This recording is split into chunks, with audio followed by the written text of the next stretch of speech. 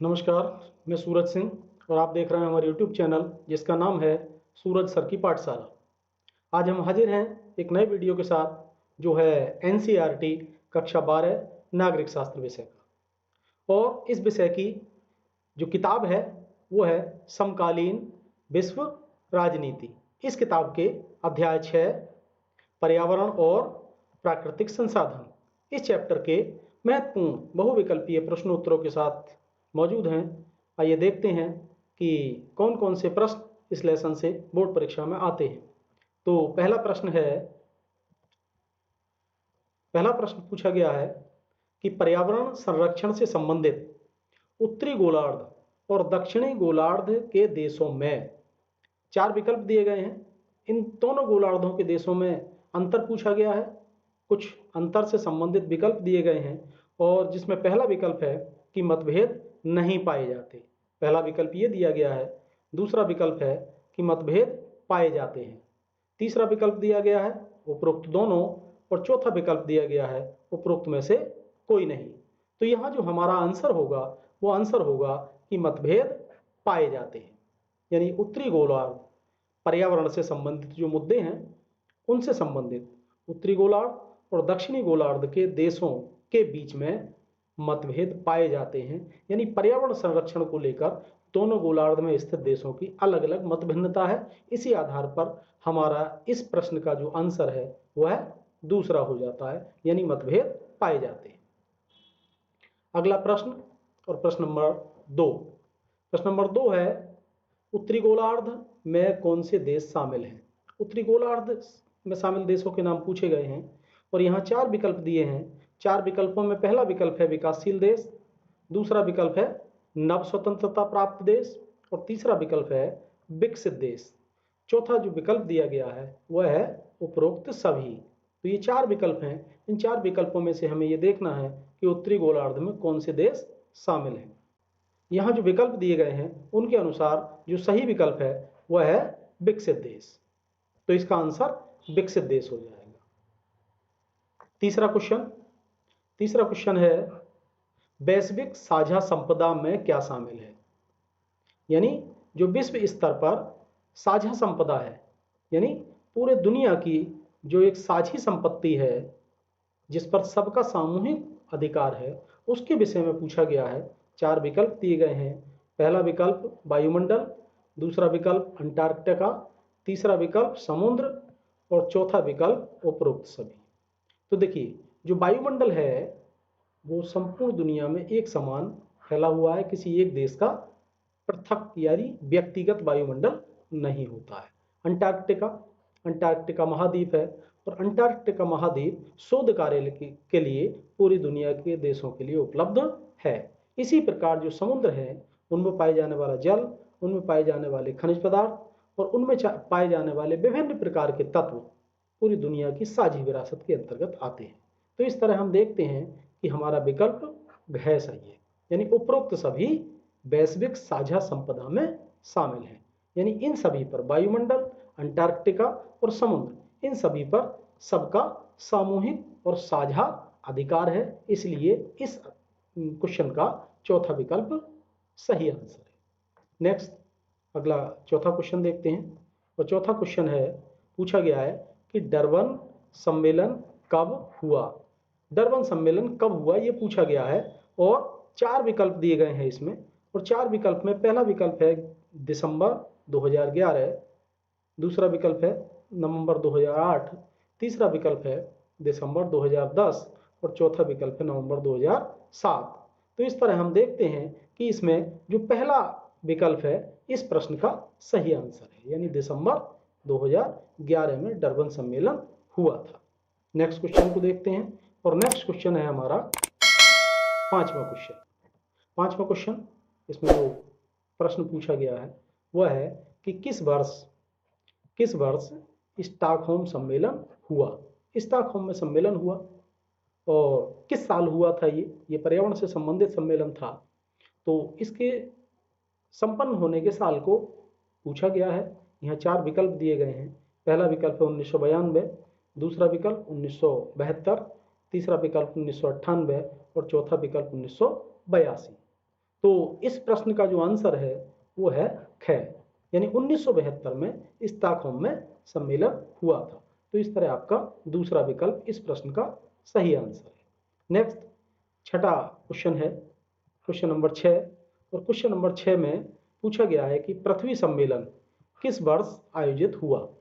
यानी पृथ्वी सम्मेलन के बारे में पूछा है कि किस वर्ष यह सम्मेलन आयोजित हुआ था। इसको हम देखते हैं, इसमें 4 विकल्प दिए गए हैं, 1998, 1990, 1992 और 1995।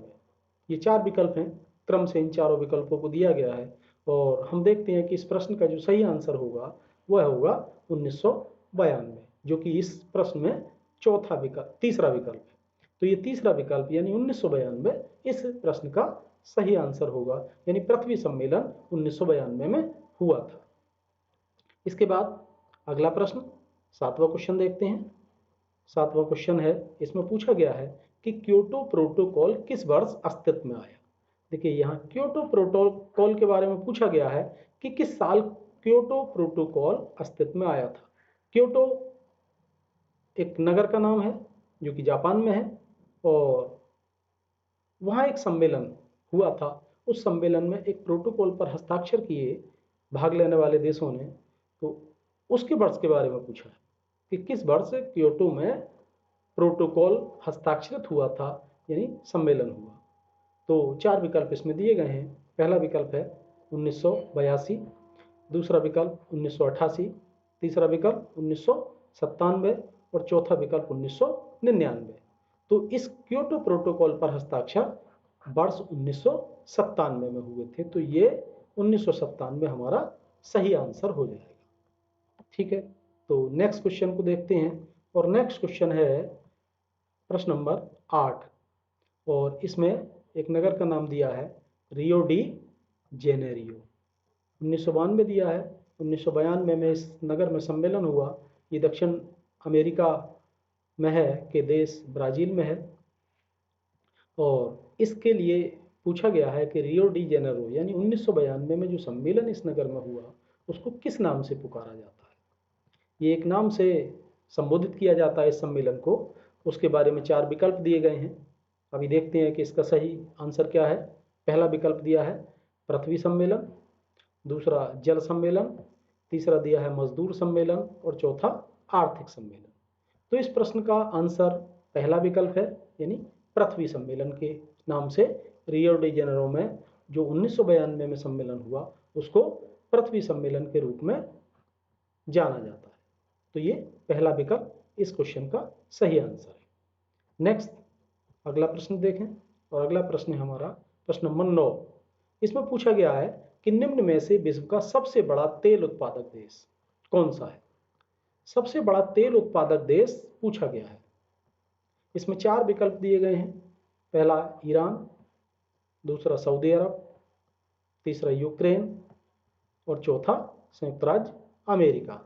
तो इसका जो आंसर है, यहाँ जो विकल्प दिए गए हैं उन विकल्पों में से जो सबसे बड़ा तेल उत्पादक देश है वह है सऊदी अरब। तो इस तरह से दूसरा विकल्प इस प्रश्न का सही आंसर हो जाएगा, यानी सऊदी अरब यहाँ जो दिए गए देश हैं उनमें से सबसे ज़्यादा तेल का उत्पादन करता है। अगला क्वेश्चन, नेक्स्ट क्वेश्चन, और क्वेश्चन नंबर ये 10 है, 10वां क्वेश्चन। यहाँ जो बात पूछी गई है वह है कि 1992 में पृथ्वी सम्मेलन कहाँ हुआ था। देखिए अभी इससे संबंधित हमने एक प्रश्न देखा, 1992 में पृथ्वी सम्मेलन कहाँ हुआ था।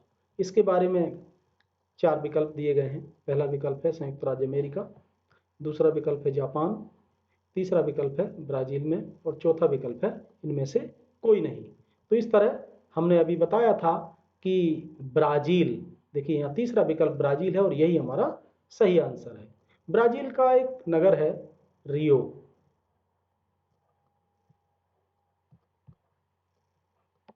रियो डी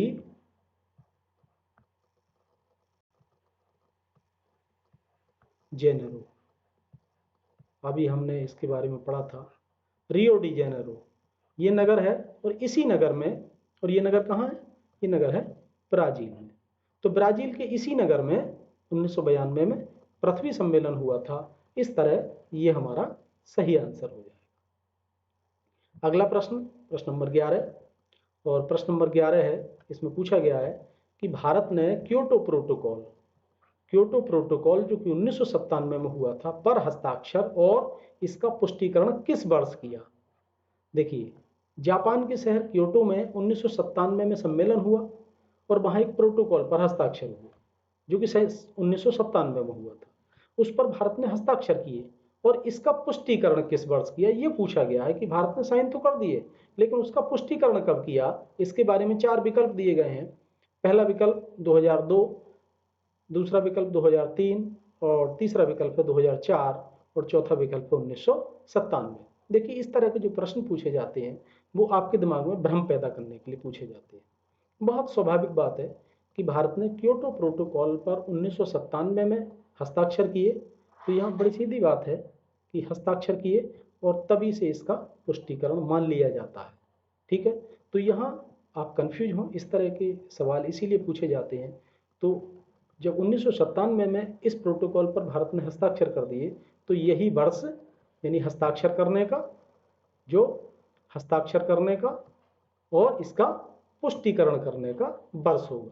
तो इस तरह हमारा ये विकल्प चौथा इस क्वेश्चन का सही आंसर है। नेक्स्ट क्वेश्चन देखते हैं, जो क्वेश्चन नंबर 12 है, और इसमें भी क्योटो प्रोटोकॉल से संबंधित पूछा गया है कि क्योटो प्रोटोकॉल में कितने देशों ने भाग लिया था। यानी जो जापान के शहर क्योटो में एक सम्मेलन हुआ और वहां प्रोटोकॉल पर हस्ताक्षर हुए, उसमें कितने देशों ने भाग लिया था, इसके बारे में 4 विकल्प दिए गए हैं। पहला विकल्प दिया है 100, दूसरा विकल्प दिया है 110, तीसरा विकल्प दिया गया है 125, और चौथा विकल्प दिया है 150। तो इस प्रश्न का जो आंसर है वो इस प्रश्न का आंसर होगा 150, यानी क्योटो प्रोटोकॉल में 150 देशों ने भाग लिया था। ये आंसर सही है। नेक्स्ट क्वेश्चन, क्वेश्चन नंबर 13वें क्वेश्चन को देखते हैं। इसमें क्या पूछा गया है।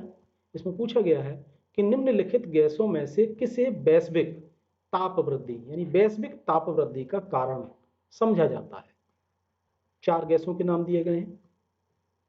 पहला मीथेन, दूसरा कार्बन डाइऑक्साइड, तीसरा हाइड्रोफ्लोरोकार्बन, और चौथा इनमें से सभी। तो देखिए, 4 विकल्पों में ये पूछा गया है कि वैश्विक ताप वृद्धि के लिए कौन सी गैसें उत्तरदायी हैं, जिनमें पहला मीथेन भी वैश्विक ताप वृद्धि के लिए उत्तरदायी है। कार्बन डाइऑक्साइड भी वैश्विक ताप वृद्धि करती है, और हाइड्रोफ्लोरोकार्बन भी इसके लिए उत्तरदायी है। तो जो इस प्रश्न में हमारा चौथा विकल्प है ये सही आंसर हो जाएगा, यानी दी गई यहाँ जो तीनों गैसें दी हैं ये सभी वैश्विक ताप वृद्धि के लिए उत्तरदायी हैं। इस तरह हम देखते हैं कि हमारे इस प्रश्न का जो आंसर है वह डी सही है, यानी घाव। अगला प्रश्न देखते हैं। अगला प्रश्न है 14वां प्रश्न। इसमें पूछा गया है कि जलवायु परिवर्तन पर पेरिस सम्मेलन कब हुआ था। जो जलवायु परिवर्तन से संबंधित पेरिस में सम्मेलन हुआ वो कब हुआ था। 4 विकल्प दिए गए हैं। पहला विकल्प 2015 है, दूसरा 2012, तीसरा 2016, और चौथा 2020। तो इस तरह हम देखते हैं कि इसमें जो पहला विकल्प है वह सही आंसर है। ठीक है, इसके बाद अगला प्रश्न भी क्योटो प्रोटोकॉल से संबंधित है, और वो है क्वेश्चन नंबर 15, यानी क्योटो प्रोटोकॉल का संबंध है। क्योटो प्रोटोकॉल का संबंध है, ये पूछा गया है किससे संबंधित है। 4 विकल्प दिए गए हैं। पहला है निशस्त्रीकरण, दूसरा पर्यावरण सुरक्षा, तीसरा शरणार्थी समस्या, और चौथा है इनमें से कोई नहीं। तो जो इस प्रश्न का आंसर है वो है पर्यावरण सुरक्षा से, यानी पर्यावरण से संबंधित मुद्दों पर ही प्रोटोकॉल तैयार किया गया और उस पर हस्ताक्षर किए गए। कहां पर, क्योटो नाम। ठीक है, तो ये इसका दूसरा विकल्प सही हो जाएगा। नेक्स्ट क्वेश्चन जो कि 16वां क्वेश्चन है, भारत में अनुसूचित जनजातियों के जीवन यापन का मुख्य साधन पूछा गया है, यानी मुख्य साधन क्या है इसके बारे में पूछा है। 4 विकल्प दिए हैं। पहला विकल्प है व्यापार, दूसरा विकल्प मजदूरी, तीसरा विकल्प खेती और चौथा विकल्प इनमें से कोई नहीं। तो इस तरह हम देखते हैं कि जो अनुसूचित जनजातियों के जीवन यापन के बारे में, मुख्य साधन के बारे में पूछा गया है, उसमें मुख्य साधन है खेती, कृषि। यानी जो अनुसूचित जनजातियां हैं बहुतायत में वो खेती पर निर्भर है और खेती से ही अपना जीवन यापन करती है। नेक्स्ट अगला क्वेश्चन, क्वेश्चन नंबर 17। इसमें पूछा गया है कि पर्यावरण पर स्टॉकहोम सम्मेलन किस वर्ष आयोजित किया गया। पर्यावरण से संबंधित स्टॉकहोम सम्मेलन के बारे में पूछा है, किस वर्ष आयोजित हुआ। पहला विकल्प है 1992, दूसरा 1982, तीसरा 1972 और चौथा 1975। तो इसका जो सही आंसर होगा, देखिए इससे संबंधित हमने अभी देखा था पिछले प्रश्नों में, इससे संबंधित चर्चा की गई है, तो ये 1972 है। ठीक है, तो स्टॉकहोम में जो पर्यावरण से संबंधित सम्मेलन हुआ वह 1972 में हुआ, तो ये इस प्रश्न का सही आंसर होगा। नेक्स्ट हम 18वां क्वेश्चन देखते हैं और 18वां क्वेश्चन है एजेंडा 21। यानी एजेंडा 21 निम्नलिखित में से किससे संबंधित है। एजेंडा 21 के बारे में पूछा गया है। 4 विकल्प दिए गए हैं और 4 विकल्पों में पहला विकल्प है क्योटो प्रोटोकॉल, दूसरा आतंकवाद, तीसरा उपनिवेशवाद और चौथा पृथ्वी सम्मेलन। तो जो एजेंडा 21 है ये पृथ्वी सम्मेलन से संबंधित है। अब पृथ्वी सम्मेलन कहाँ हुआ, ये हुआ था 1992 में। कहाँ, ब्राजील के शहर रियो डी जेनेरो में। तो वहां पर जो पृथ्वी सम्मेलन हुआ वहां सभी देशों ने मिलकर एक 21 बिंदुओं पर सहमति बनी और उसी सहमति को जो प्रस्ताव पास हुआ उसे एजेंडा 21 कहा जाता है। ठीक है, तो ये हमारा 18वें क्वेश्चन का चौथा विकल्प सही आंसर है। नेक्स्ट क्वेश्चन देखते हैं और नेक्स्ट क्वेश्चन है 19वां।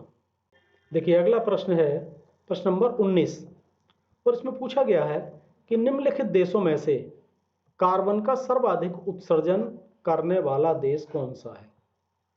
कार्बन का सबसे ज्यादा उत्सर्जन कौन सा देश करता है, ये पूछा गया है। 4 विकल्प दिए हैं। पहला विकल्प है चीन, दूसरा भारत, तीसरा यूरोपीय संघ और चौथा संयुक्त राज्य अमेरिका। तो यहाँ जो विकल्प दिए हैं उसमें सबसे ज्यादा जो कार्बन का उत्सर्जन करता है वह करता है संयुक्त राज्य अमेरिका। तो ये हमारा सही आंसर होगा। नेक्स्ट अगला क्वेश्चन, क्वेश्चन नंबर 20। भारत में ऊर्जा संरक्षण अधिनियम किस वर्ष पारित किया गया। 4 विकल्प दिए हैं। पहला विकल्प है 2001, दूसरा विकल्प 2003, तीसरा विकल्प 2011 और चौथा विकल्प 2012। यह पूछा गया है कि किस वर्ष ऊर्जा संरक्षण अधिनियम पारित किया गया। तो भारत में जिस साल ऊर्जा संरक्षण अधिनियम पारित किया गया वो साल था 2001। तो इस तरह इस प्रश्न का जो आंसर है वो होगा पहला विकल्प यानी 2001। अगले प्रश्न को देखें और ये प्रश्न नंबर 21 है और अंतिम प्रश्न है। इसमें पूछा गया है कि विश्व में पेट्रोलियम का सबसे बड़ा संरक्षित भंडार है, यानी कहाँ है ये पूछा है। 4 विकल्प दिए हैं। पहला विकल्प है पूर्वी एशिया में, दूसरा विकल्प दिया है रूस में और तीसरा विकल्प दिया है अमेरिका में और चौथा विकल्प दिया है पश्चिम एशिया में। तो इनमें से हमें बताना है कि विश्व में सबसे बड़ा पेट्रोलियम का जो संरक्षित भंडार है वो कहाँ पर है, इसके बारे में पूछा है। तो ये अमेरिका, इसका सही आंसर अमेरिका होगा। तो ये थे इस अध्याय से बोर्ड परीक्षा में आने वाले महत्वपूर्ण प्रश्नोत्तर। आप इनका अभ्यास करिए। मिलते हैं अगले वीडियो में अगले अध्याय के इसी तरह के महत्वपूर्ण प्रश्नों के साथ, और आप अभ्यास करते रहें। तब तक के लिए नमस्कार।